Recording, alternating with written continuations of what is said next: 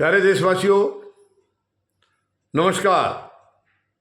आज मैं आपके साथ राष्ट्रपति डोनाल्ड ट्रंप, जो चुने हुए राष्ट्रपति हैं इस वक्त तक, उनके शपथ ग्रहण समारोह के बारे में कुछ बात करूंगा।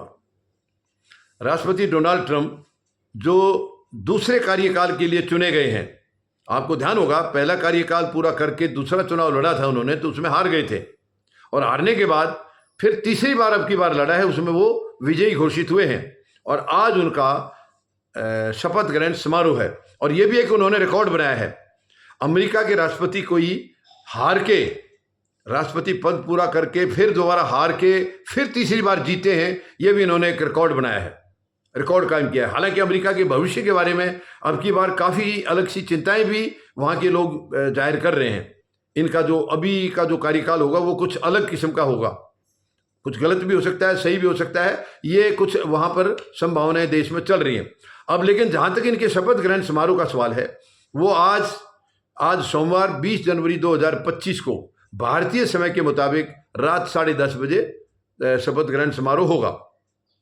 अब इसमें जो निमंत्रण दिए गए हैं विदेशों, मतलब दूसरे देशों से, वो एक अजीब सी अब की बार एक कार्रवाई देखने को मिली है। जैसे कि भारत से, यानी भारत के प्रधानमंत्री को निमंत्रण नहीं भेजा है राष्ट्रपति डोनाल्ड ट्रंप ने, जबकि यहाँ से एक उद्योगपति जा रहे हैं, मुकेश अंबानी, वो शपथ ग्रहण में शामिल होंगे, लेकिन हमारे प्रधानमंत्री नहीं होंगे। जबकि प्रधानमंत्री महोदय के लिए निमंत्रण लाने के लिए हमारे विदेश मंत्री एक हफ्ते से ज़्यादा समय अमेरिका में रहे हैं, लेकिन वो खाली हाथ लौट कर आगे निमंत्रण पत्र नहीं ला सके प्रधानमंत्री महोदय के लिए। और वैसे भी इस शपथ ग्रहण समारोह में राष्ट्राध्यक्षों को कम तवज्जो दी गई है, यानी दूसरे देशों के राष्ट्रपति या प्रधानमंत्रियों को निमंत्रण देने की तवज्जो कम दी गई है, उद्योगपतियों को ज़्यादा है, खास उद्योगपतियों को। ये भी एक अजीब सी बात अब की बार देखने को मिल रही है। यानी आप राष्ट्राध्यक्ष देखें तो रूस के राष्ट्रपति को नहीं बुलाया गया है, यूक्रेन के राष्ट्रपति को नहीं बुलाया गया है, ईरान को नहीं, इजराइल को नहीं, और यूरोप कंट्रीज को भी तवज्जो नहीं दी गई है। हालांकि इटली की जो राष्ट्राध्यक्ष हैं उन्हें निमंत्रण जरूर मिला है खास तौर पर। तो ये एक अजीब सी चीज़ें देखी जा रही हैं, उद्योग घरानों को ज़्यादा इसमें तवज्जो दी गई है। और वो भी एक मतलब विचित्र बात है कि वो भी मुफ्त में निमंत्रण नहीं है, काफ़ी बड़ा चंदा भी इनसे वसूला जा रहा है, यानी कीमत चुकाई जा रही है निमंत्रण के लिए, और वो भी कई हजार करोड़। ये एक निमंत्रण जो है अब की बार खास तौर का, ये क्यों, मतलब चंदा क्यों लिया जा रहा है, ये समझ से परे है। ये नहीं समझ में आ रहा है कि राष्ट्रपति डोनाल्ड ट्रंप की आखिर ये क्या चाल है, क्या नीति है, ये बिल्कुल समझ से परे है। अब जैसे यूक्रेन और रूस की, ठीक है, लड़ाई चल रही है, इन दोनों को ही नहीं बुलाया, ये इसके पीछे क्या लड़ाई की वजह से नहीं बुलाया या क्या कारण है, ये तो वही जानते हैं। हाँ, यूक्रेन को तो पूरा समर्थन अमेरिका का रहा है। यूक्रेन लड़ाई में अभी तक डटा है तो अमेरिका के समर्थन की वजह से डटा है, और उनको भी नहीं बुलाया गया है। इसके पीछे भी एक अजीब बात है। दूसरी तरफ चीन के राष्ट्रपति को निमंत्रण भेजा गया है।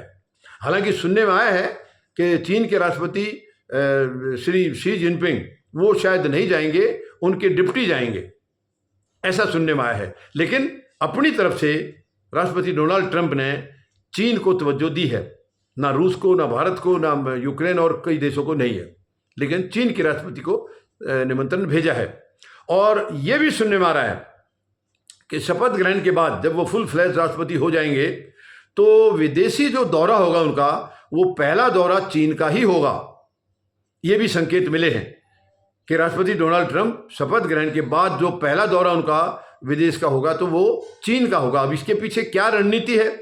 क्या वो चीन को अपनी बराबर का मान रहे हैं जहाँ की रूस को नहीं मान रहे, या चीन से कोई और अलग से रिश्ता बनाना चाह रहे हैं ताकि वो ज़्यादा आगे ऐसे कोई कदम ना बढ़ाए? अब इसके पीछे क्या सोच है ये तो डोनाल्ड ट्रंप भी जानते हैं। लेकिन हाँ, अब की बार का कार्यकाल उनका काफ़ी अलग किस्म का रहने वाला है। उन्होंने कई बार संकेत दिए हैं, अब तक कई बार संकेत दे चुके हैं। जैसे कि आपको ध्यान होगा अभी ब्रिक्स देशों का एक सम्मेलन हुआ था जिसमें इन्होंने ऑल्टरनेट करेंसी अपनी लाने की बातचीत कही थी, और उसमें ये कहा था कि उन्होंने कि भाई डॉलर के ऊपर हम डिपेंड होने की बजाय अपनी लाएं। और हमारे प्रधानमंत्री महोदय ने अपना यूपीआई इस्तेमाल करने के लिए भी उनको ऑप्शन दे दिया था।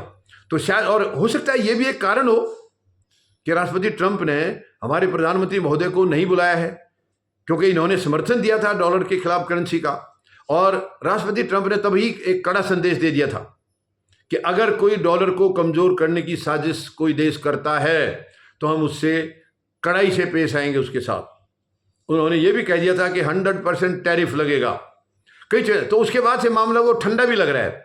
उसके बाद से ब्रिक्स की अलग से करेंसी की कोई बातचीत सुनने में नहीं आई है।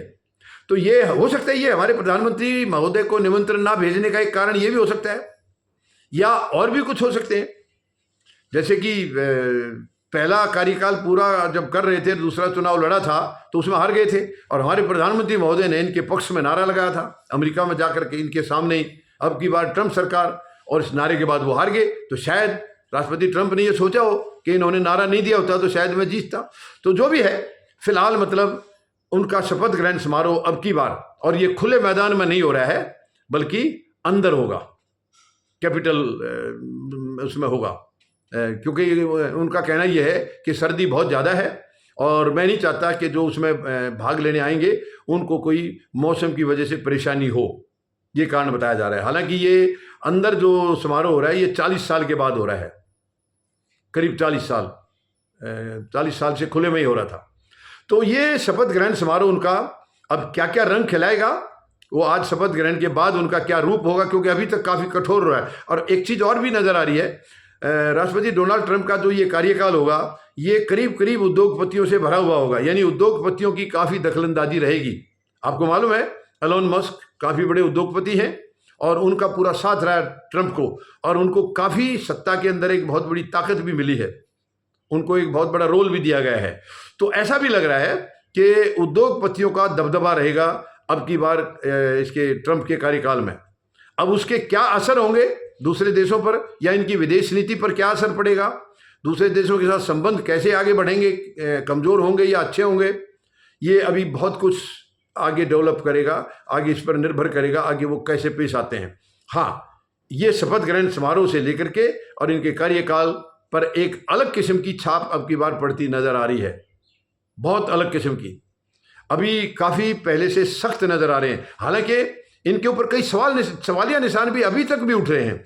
एक तो इनके खिलाफ जो केस था उसमें आरोपी तो माना है, इनको दोषी तो माना है, लेकिन अदालत ने सजा नहीं सुनाई है।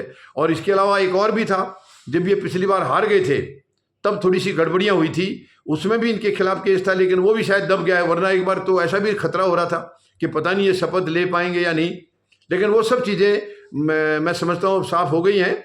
और आज उनका पूरे कार्यक्रम के हिसाब से, शेड्यूल प्रोग्राम के हिसाब से रात 10:30 बजे भारत के समय के मुताबिक इनकी जो शपथ ग्रहण समारोह इनका होगा। और इसके बाद उसके बाद से वो क्या रूप धारण करेंगे ये सच में देखने लायक होगा, क्योंकि अब की बार का कार्यकाल उनका कुछ अलग टाइप का रहेगा, पहले जैसा नहीं होगा। किस किस देश के साथ वो किस किस तरीके से पेश आएंगे, ये बहुत सारी चीज़ें, कई इशारे उन्होंने कर दिए हैं। बाकी देखते हैं।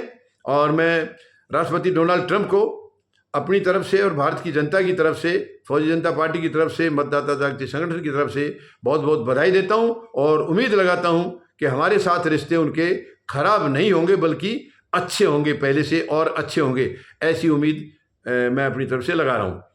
धन्यवाद। जय जवान, जय किसान, जय हिंद।